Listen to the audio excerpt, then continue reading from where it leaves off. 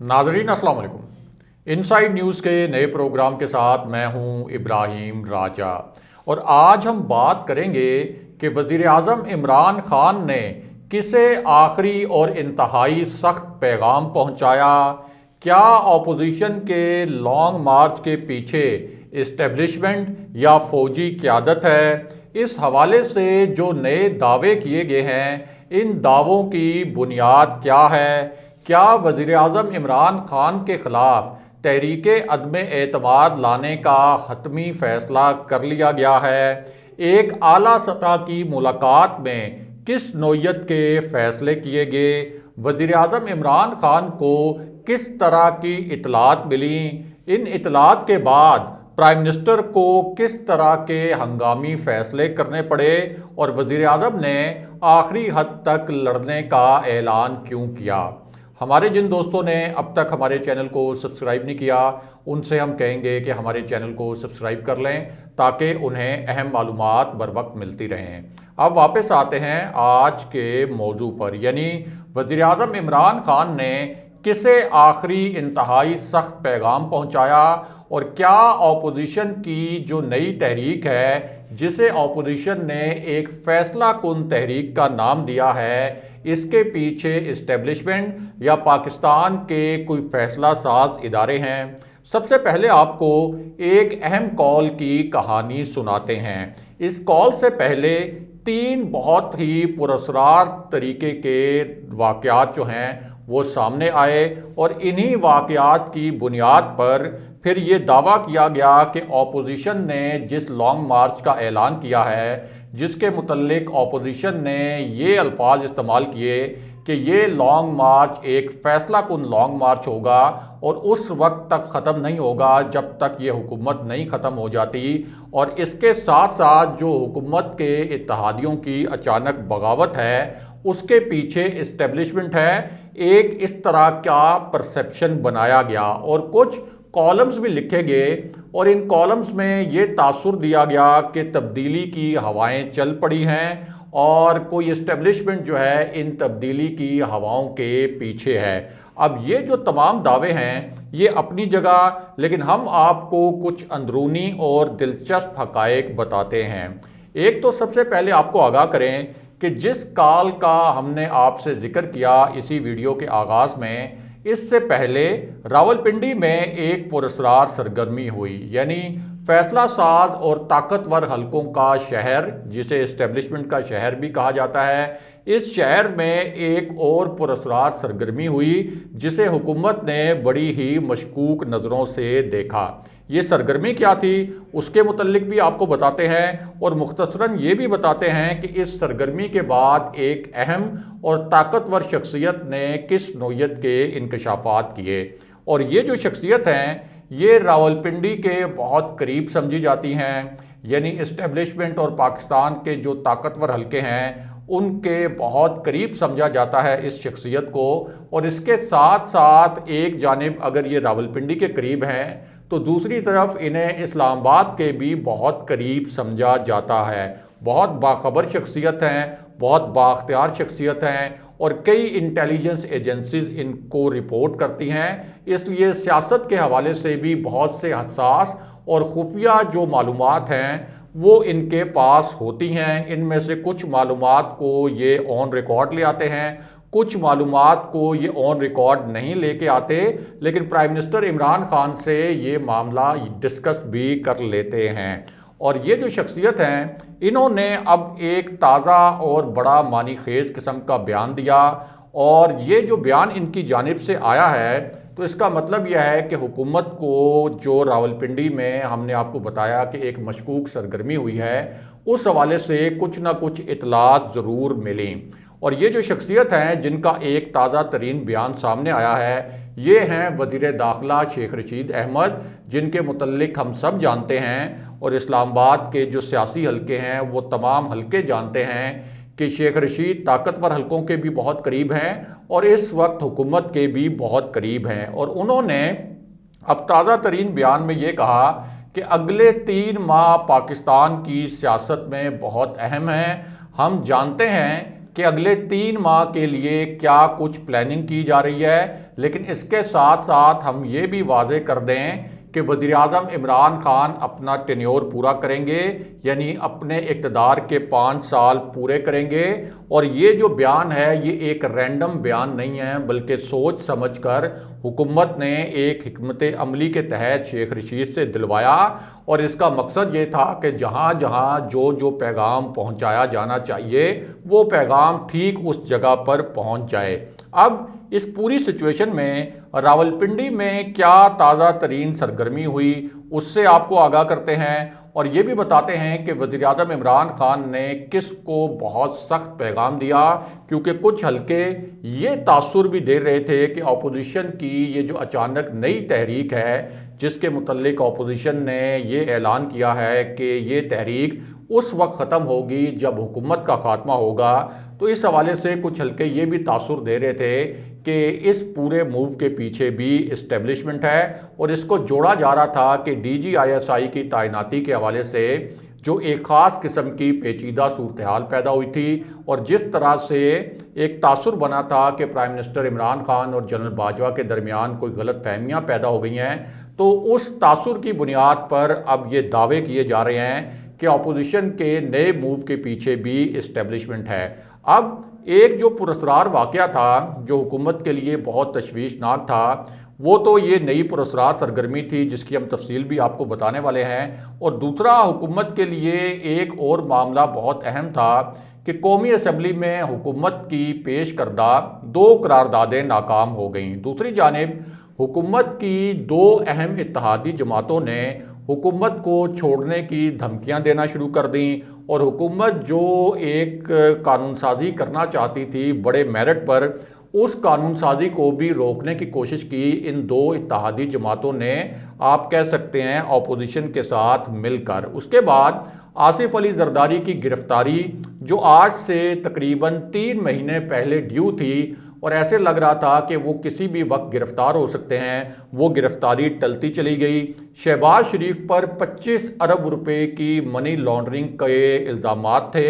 اس حوالے سے FIA کے پاس بہت ہی ٹھوس شواہد موجود تھے۔ FIA نے جو سوال نامہ بھیجا شہباز شریف کو، شہباز شریف اس سوال نامے کا جواب نہیں دے سکے۔ حکومت کو پوری امید تھی کہ شہباز شریف اس کیس میں نہیں بچ پائیں گے اور ان کی گرفتاری ہو جائے گی، لیکن اتنے ٹھوس شواہد کے باوجود شہباز شریف کو ریلیف ملتا چلا گیا۔ اس کے ساتھ ساتھ حکومت کو پارلیمنٹ کا جو مشترکہ اجلاس تھا، جو حکومت نے بہت ہی اعتماد کے ساتھ بلایا تھا، اور حکومت کا خیال تھا کہ وہ بآسانی اس مشترکہ اجلاس سے جو قانون سازی کرنا چاہتی ہے اس قانون سازی کو کرنے میں کامیاب ہو جائے گی، لیکن اتحادیوں کی اچانک بغاوت کی وجہ سے وہ اجلاس بھی ملتوی کرنا پڑا۔ اب یہی وجہ ہے کہ کچھ حلقوں نے یہ تاثر جو ہے بنایا کہ یہ سب کچھ ویسے نہیں ہو رہا، یہ سب کچھ کوئی آٹو پائلٹ کے تحت نہیں ہو رہا، بلکہ کسی خاص اشارے پر ہو رہا ہے۔ خاص طور پر ایک حوالہ بار بار دیا گیا کہ DGISI کی تعیناتی کا جو نوٹیفیکیشن ہے اس میں تاخیر ہوئی، بعد میں وہ نوٹیفیکیشن جاری تو کر دیا گیا، لیکن جو غلط فہمیاں تھیں، جو بدگمانیاں تھیں، وہ اب تک دور نہیں ہوئیں، اور کچھ حلقوں نے تو حیران کن طور پر اس پوری صورتحال کو جوڑا 20 نومبر کو جو فوج میں اہم تبدیلی ہو رہی ہے، یعنی 20 نومبر کو DGISI جنرل فیض حمید، جن کو پرائم منسٹر عمران خان برقرار رکھنا چاہتے تھے DGISI کے عہدے پر، اب وہ کور کمانڈ کرنے کے لیے پشاور چلے جائیں گے، جبکہ نئے DGISI چارج سنبھال لیں گے۔ تو یہ اس وقت جو اپوزیشن نے لانگ مارچ کا اعلان کیا، جس طریقے سے جوائنٹ سیشن کو ملتوی کرنا پڑا، جس طریقے سے اتحادی جماعتوں نے اچانک پرائم منسٹر عمران خان سے آپ کہہ سکتے ہیں کہ بے رخی دکھائی، اس کو بھی کچھ حلقے فوج میں ہونے والی اس اہم تبدیلی سے جوڑ رہے ہیں۔ دوسری جانب اسلام آباد سے لندن کچھ ہنگامی کالز کی گئیں، اور پچھلے 2 دن میں مولانا فضل الرحمان نے 3 مرتبہ میاں نواز شریف سے رابطہ کیا، اور اس مرتبہ مولانا فضل الرحمان اور میاں نواز شریف بڑے ایکسائٹڈ بھی تھے، یعنی اس سے پہلے تو PDM کے جو 3 پلان تھے A B C وہ تینوں فیل ہو چکے تھے۔ پی ڈی ایم مکمل طور پر مایوس ہو چکی تھی، انہیں کوئی راستہ نظر نہیں آ رہا تھا کہ اس حکومت کو کیسے گرایا جائے۔ لیکن اس مرتبہ جو پچھلے 2 دن میں 3 مرتبہ مولانا فضل الرحمان اور میاں نواز شریف کے رابطے ہوئے ہیں، ان میں یہ بہت زیادہ ایکسائٹڈ تھے، بہت پرجوش تھے، اور ان رابطوں کے بعد ایسی خبریں بھی لانچ کروائی گئیں کہ اپوزیشن کے لیے تحریک عدم اعتماد کے نمبر بھی پورے ہو گئے ہیں۔ یعنی یہ تاثر دیا گیا کہ اب اپوزیشن پنجاب میں بھی تحریک عدم اعتماد لا سکتی ہے، کیونکہ حکومت کی کئی اتحادی جماعتیں اس وقت حکومت سے ناراض ہو گئی ہیں، خاص طور پر کاف لیگ حکومت کا ساتھ دینے کے لیے تیار نہیں ہے۔ تو جو تھن میجورٹی ہے پنجاب میں تحریک انصاف کی اور اتحادی جماعتوں کی، اس کو ختم کیا جا سکتا ہے۔ اسی طرح یہ تاثر بھی دیا گیا کہ وفاق میں پرائم منسٹر عمران خان کے خلاف بھی تحریک عدم اعتماد کے لیے نمبر پورے ہو گئے ہیں، کیونکہ جو حکومت کے اتحادی ہیں، جو چھوٹی جماعتیں ہیں، وہ اسٹیبلشمنٹ کے اشارے پر پرائم منسٹر عمران خان کے خلاف تحریک عدم اعتماد میں ووٹ دے دیں گے۔ اور بلاول بھٹو نے بھی مولانا فضل الرحمان کے ساتھ جو ملاقات کی، اس میں بھی اسی قسم کا تاثر دیا، اور پھر جان بوجھ کر یہ خبریں لیک کی گئیں، یہ خبریں پلانٹ کی گئیں میڈیا میں۔ حالانکہ حقیقت یہ ہے کہ اگر ان کے پاس تحریک عدم اعتماد لانے کے لیے نمبر پورے ہوتے تو یہ بہت پہلے پنجاب میں بھی تبدیلی لا چکے ہوتے، اور وفاق میں پرائم منسٹر عمران خان کے خلاف بھی تحریک عدم اعتماد پیش کر چکے ہوتے۔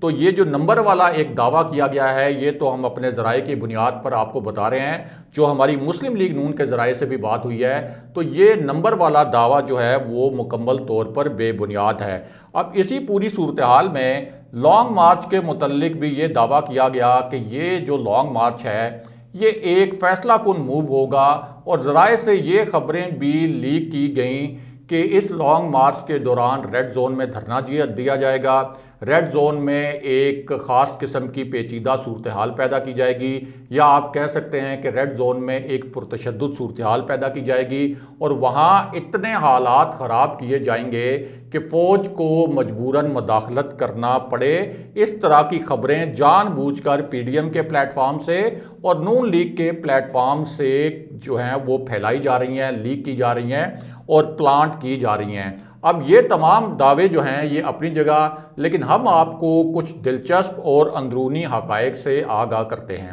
ایک تو جو راولپنڈی میں تازہ ترین سرگرمی ہوئی ہے، یہاں تک تو بات ٹھیک ہے، یعنی یہ سرگرمی ہوئی ہے، اور شہباز شریف نے راولپنڈی میں یعنی طاقتور حلقوں کے شہر میں ایک تازہ ترین چکر لگایا ہے، اور شہباز شریف کے پاس کچھ پیغامات تھے، وہ یہ میسیجز دینا چاہتے تھے اسٹیبلشمنٹ کو، اور کچھ ان سے پیغامات لینا بھی چاہتے تھے۔ اس کے ساتھ ساتھ وہ چاہتے تھے کہ راولپنڈی کا ذرا موسم چیک کریں اور راولپنڈی والوں کی نبض چیک کریں، یعنی طاقتور حلقوں کی نبض چیک کریں، خاص طور پر D G I S I کی تعیناتی کے حوالے سے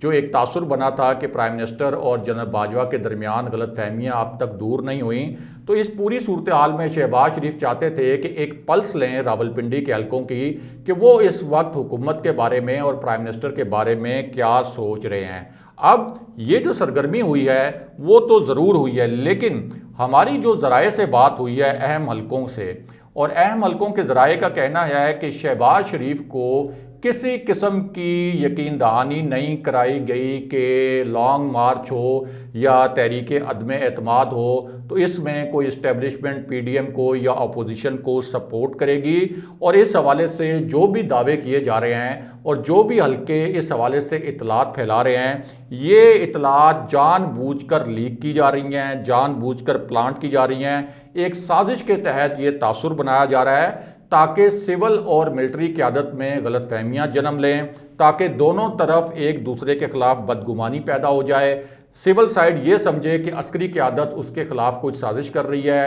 اور جو عسکری قیادت ہے وہ یہ سمجھے کہ سول حکومت ہمارے خلاف جو ہے کوئی اقدام اٹھانے جا رہی ہے، یوں کوئی ایک فریق دوسرے فریق کے خلاف پہلے ہی کوئی سخت اقدام کر دے، اور یہ ایک طرح سے آپ کہہ سکتے ہیں کہ پی ڈی ایم کی ایک بڑی سازش کا یا ایک بڑی سیاسی چال کا حصہ ہے کہ اس طرح کی ایک کنفیوژن پھیلائی جائے۔ دوسری جانب یعنی ایک طرف تو اس طرح کی کنفیوژن پھیلائی جا رہی ہے، دوسری جانب پرائم منسٹر عمران خان نے بھی ایک آخری سخت پیغام بھیجا ہے، اور یہ پیغام انہوں نے جو کور کمیٹی کا اجلاس تھا پی ٹی آئی کا، اس کے بعد ایک اور اعلیٰ سطح کے اجلاس میں دیا۔ اور یہ جو اجلاس تھا اس میں پرائم منسٹر کے قریبی 5 سے 6 وزراء شریک تھے، اور ایک ایسے وقت میں یہ اجلاس ہو رہا تھا